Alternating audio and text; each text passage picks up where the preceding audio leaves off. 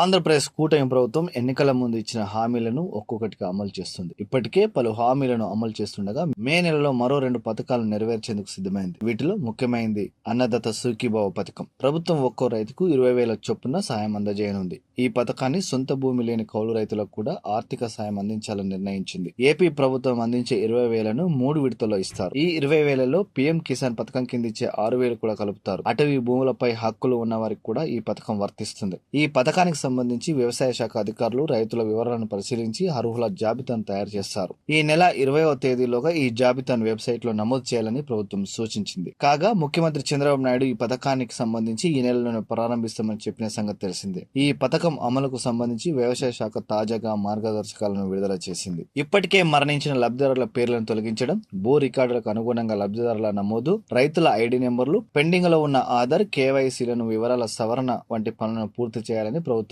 అధికారులకు సూచించింది. అటవీ హక్కుల చట్టం కింద హక్కులు పొందిన గిరిజనులకు, అలాగే ప్రత్యేకంగా గుర్తించబడిన అత్యంత వెనుకబడిన గిరిజన వర్గాలకు చెందిన అర్హులకు ఎంపిక కోసం గిరిజన శాఖతో సమన్వయం చేసుకోవాలని ప్రభుత్వం ఆదేశించింది.